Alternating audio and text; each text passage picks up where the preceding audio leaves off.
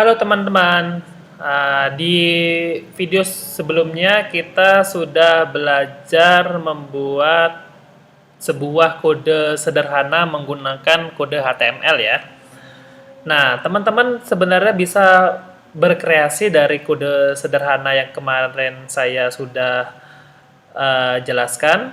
Seperti contohnya saya berkreasi dari kode sederhana yang kemarin menjadi sebuah informasi sederhana. Contohnya saya memberikan informasi mengenai nasi goreng seperti ini ya. Jadi di dalam body saya sudah menulis dua paragraf di mana masing-masing paragraf itu kodenya adalah P. Jangan lupa ketika menulis P lalu tutup juga P. Dan ini paragraf kedua adalah kodenya P dan tutupnya juga P. Penutupnya itu pasti ada tanda garis miring seperti ini, ya. Jangan lupa itu. Karena apabila teman-teman lupa menulis kode tutupnya, tampilan website kemungkinan akan berantakan. Atau teman-teman lupa menulis garis miringnya, itu tampilan website juga pasti akan error. Ya, jadi jangan lupa satu karakter aja ketinggalan itu akan merusak tampilan. Jadi dalam proses kita belajar menulis kode website itu ada proses belajar ketelitian yang kita pelajari di sini ya.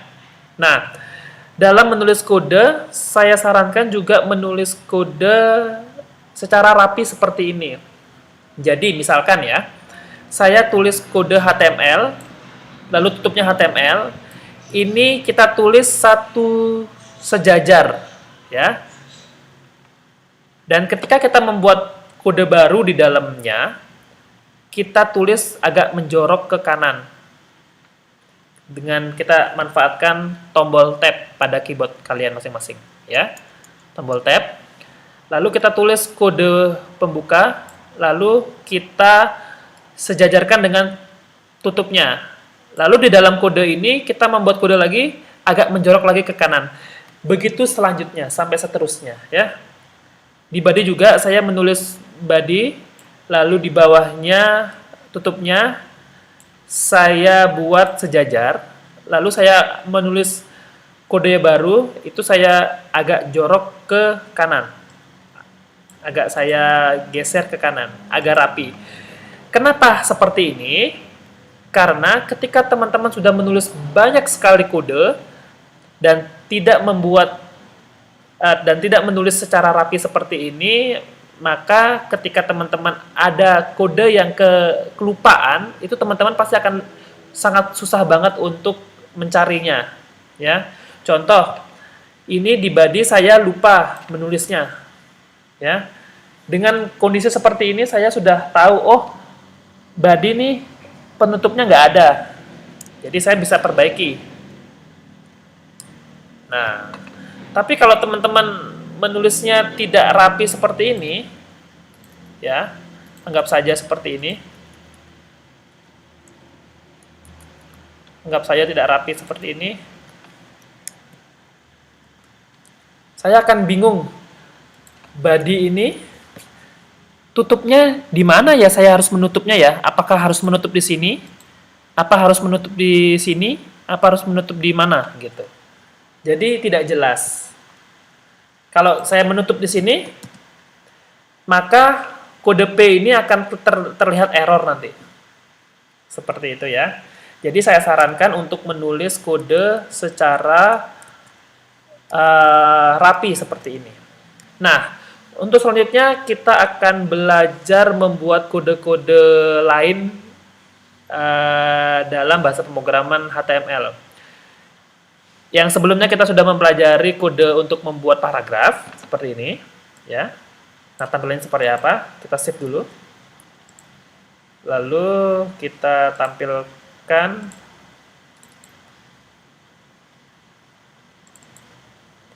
Nah, tampilkan seperti ini. Ada dua paragraf pertama dan paragraf kedua. Nah, Untuk selanjutnya saya akan mengajarkan teman-teman membuat headline atau judul. Judul tentunya judul pada bagian yang putih ini, pada bagian layout browser. Bukan judul yang ini, ya. Judul itu kodenya adalah headline, kodenya adalah H. H. Nah, yang ini ya, H. H1, H2, H3, H4, H5, H6. Nah, kenapa ada angka-angka ini?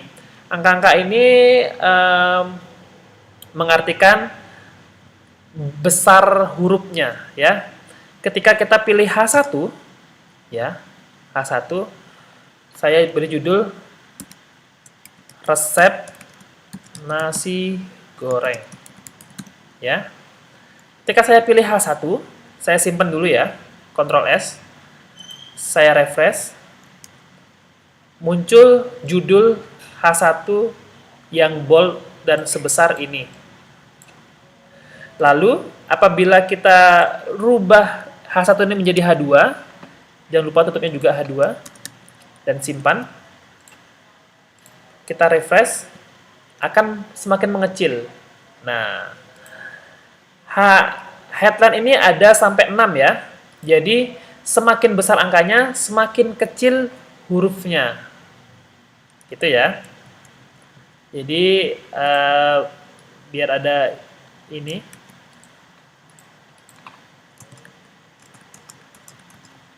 Nah, H1, H2, H3, biar teman-teman tahu perbedaannya.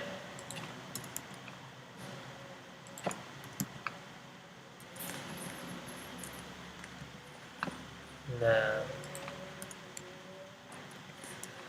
kita simpan.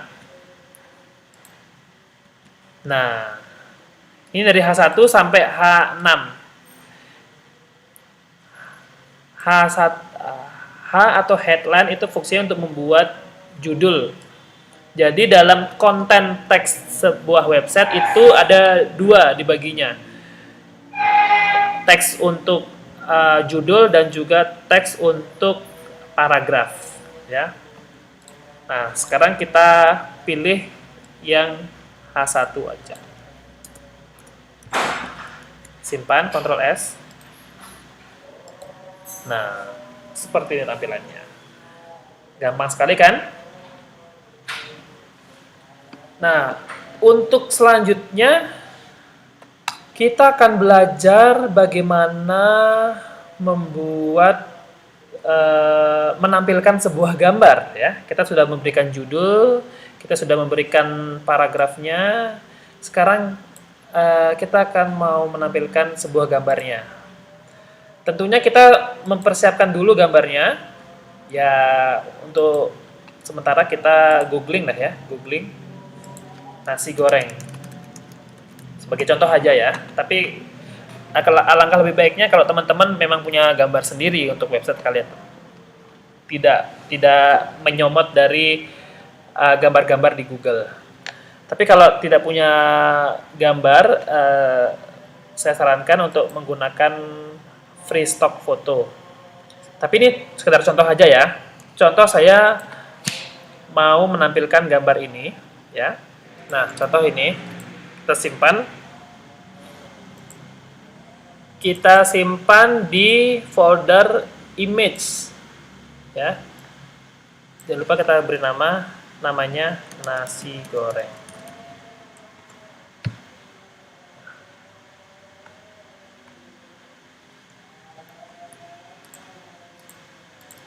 Nih. Nah, untuk penamaan nama, ya, usahakan menggunakan huruf kecil aja semuanya, tanpa spasi, ya. Apabila teman-teman ingin memberikan spasi, gunakanlah tanda dash seperti ini. Dan tampilkan extensionnya, misalkan JPG, ya tampilkan JPG, atau PNG, ya tampilkan PNG. Karena semua unsur elemen ini akan kita panggil di kode HTML-nya. Ya. Jangan lupa diperhatikan dulu apakah gambar teman-teman itu adalah ekstensinya adalah JPG atau PNG atau GIF ya. Dan buatlah nama gambar itu menggunakan huruf kecil semua dan tanpa spasi ya. Seperti ini ya. Dan gambar kita simpan di folder yang sudah kita siapkan untuk gambar, yaitu folder image di dalam sini. Oke. Nah, di sini kita sudah lihat gambar kita sudah masuk nih di dalam folder image nasigoreng.jpg ya, .cbg. Ini ekstensinya, jangan lupa. Nah, sekarang kode untuk memanggil gambar. Kodenya adalah img. Nah, ini dia. Sublime akan memberikan suggest img ini. Tinggal enter aja. Nah, img adalah kode HTML yang tidak memiliki tutup. Nah, ini pengecualian. img adalah kode HTML yang tidak memiliki tutup. Nah, img src itu adalah untuk settingan kita mencari di mana file gambarnya. Nah, kita tulis nama folder gambarnya yaitu image. Nah, image ini adalah nama folder gambar tempat kita menyimpan gambarnya itu. Ini image ya. Ini ya. Lalu garis miring nama file ini semuanya ditulis. Jangan sampai ada yang terlewat. .jpg, jangan lupa ini ekstensinya, jangan lupa ya. Apabila teman-teman salah satu karakter, dia tidak akan terpanggil gambarnya. Jadi harus lengkap. Nama foldernya, folder tempat menyimpan gambarnya, garis miring, nama filenya, extension filenya. Misalkan filenya JPG kah, PNG kah, atau GIF gitu. Jangan lupa extensionnya. Sudah, ini adalah kode untuk memanggil gambar. Kita simpan ya untuk melihatnya. Nah, seperti itu. Sudah mengerti teman-teman cara untuk memanggil gambar? Yang pertama, siapkan dulu gambarnya, ditaruh di dalam folder image, ya. Lalu rename gambarnya menggunakan huruf kecil semuanya. Lalu jangan ada spasi. Dan perhatikan extension gambarnya, apakah JPG kah, atau PNG kah, atau GIF, ya. Setelah itu tulis kodenya seperti ini dan tulis kode untuk memanggil gambarnya, nama foldernya, garis miring, nama file gambarnya, extensionnya. Seperti itu ya. Gampang? Gampang ya? Oke. Sekarang kita akan belajar membuat list ya. Listing. Nah, list dalam HTML itu ada dua bagian. Ada dua jenis, bukan dua bagian. Ada dua jenis. Yang pertama list menggunakan angka atau list yang digunakan untuk hal-hal yang berurutan, ya. Dan yang kedua adalah list hanya bentuk karakter dot aja, gitu. Bagaimana cara penggunaannya? Seperti ini, list ya. Saya membuat judul baru menggunakan H2. Judulnya adalah apa ya? Bahan-bahan. Nah, H2 tentunya lebih kecil dong daripada H1, gitu ya. Nah, kita akan membuat list. List itu ada dua tipe. Saya akan menggunakan tipe yang tidak berurutan. Kodenya adalah UL. Nah, UL buka dan UL tutup. Kita enter aja, karena di dalam ini kita akan membuat kode lagi. UL adalah kode untuk membuat list yang tidak berurutan, bebas. Bentuknya itu hanya dot-dot gitu loh. Hanya bentuk titik-titik seperti itu. Nah, di dalam kode UL ini kita buat kode untuk listnya. Kodenya adalah li. Li ini ya. Enter. Nah, li nasi. Ya kan? Nasi. Enter lagi, kita buat list baru, li lagi. Nasi apa lagi? Kecap. Kecap. Nah, kita enter lagi, kita buat list lagi, L dengan cara li apa? Kecap apa lagi? Teman-teman, biasanya buat nasi goreng. Bakso. Dan seterusnya. Saus. Saus. Terus apa lagi? Sosis ya mungkin ya. Sosis. Telur. Nah, contoh seperti ini. Kode UL ini adalah kode list yang tidak berurutan. Bagaimana tampilannya? Kita save aja ya. Ctrl R atau refresh. Nah, seperti ini. Kita baru saja belajar membuat list yang tidak berurutan. Bentuknya seperti ini. Bahan-bahan, kita buat judulnya menggunakan H2, tentunya lebih kecil daripada H1 ya. H2, lalu kita tulis listnya. Bahan-bahan, nasi, kecap, bakso, saus, sosis, telur, dan yang lainnya. Terserah, teman-teman boleh berkreasi, bebas ya. Lalu yang kedua, saya akan membuat list yang berurutan. Yang berurutan itu gimana? Tentunya ada urutannya. 1, 2, 3, 4, 5, dan seterusnya. Ya. Saya akan buat H2. Setelah bahan-bahan tentunya adalah cara memasak. Nah, kalau cara memasak tentunya harus menggunakan list yang berurutan dong. Karena nggak mungkin tidak berurutan. Karena 1 apa, 2 apa, 3 apa. Gitu ya. UL, bukan UL.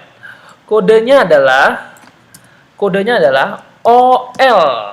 Yang sebelumnya UL, yang sekarang OL ya. Nah, ini. UL, sekarang OL. OL itu berurutan, UL tidak berurutan ya. Di dalamnya sama aja, li. Li itu untuk membuat listnya. Nah, di sini teman-teman boleh menulis bebas. Karena saya akan menjelaskan cara memasak, li-nya mungkin apa ya?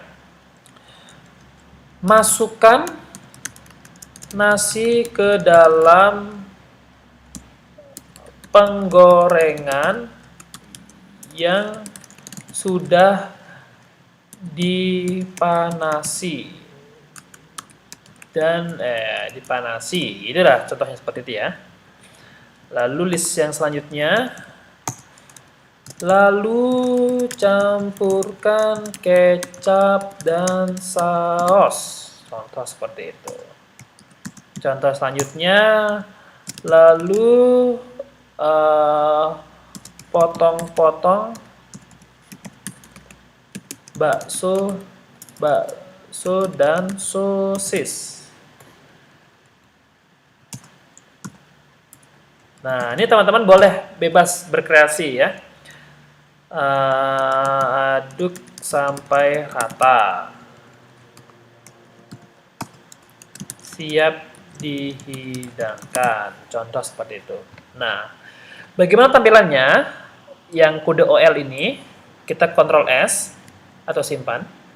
Lalu kita refresh di sini. Nah, ini ya. Sudah tahu bedanya ya, antara UL, ini UL, dan ini OL. Ya. Gitu aja teman-teman. Silahkan teman-teman berkreasi menggunakan kode-kode yang sudah saya ajarkan hari ini. Silakan buat sesuatu yang bebas selain nasi goreng, boleh terserah ya.